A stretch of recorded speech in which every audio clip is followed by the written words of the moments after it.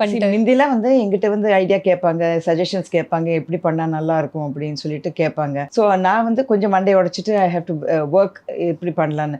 இப்போ வந்து எல்லாருக்குமே சோஷியல் மீடியா இருக்கிறதுனால ஒரு Instagram ஓப்பன் பண்ணிக்கிறாங்க, ஒரு Facebook ஓப்பன் பண்ணிக்கிறாங்க, ஒரு Pinterest ஓப்பன் பண்றாங்க. எடுத்துட்டு வந்துடுறாங்க எனக்கு இந்த மாதிரி டிசைன் வேணும் அப்படின்னு சொல்லிட்டு.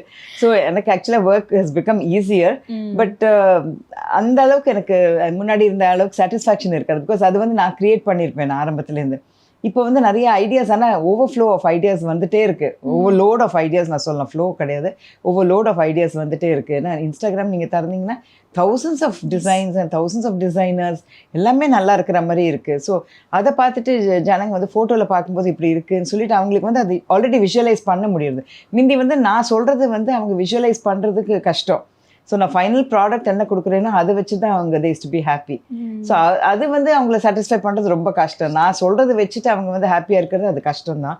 ஸோ அந்த மாதிரி தான் நான் ஆரம்பத்துலலாம் பண்ணிட்டு இருந்தேன். இப்போ வந்து it's easier for the younger generation. Because அவங்களுக்கு ஒரு ரெடி ரெக்கனர் மாதிரி ஒரு இன்ஃபர்மேஷன் கைடு ஒன்று ரெடியாக இருக்கிற மாதிரி ஒரு all these social media platforms இருக்குல்ல. ஸோ அதுலேருந்து they bring a lot of designs, இந்த மாதிரி பண்ணி கொடுங்க அப்படிம்பாங்க.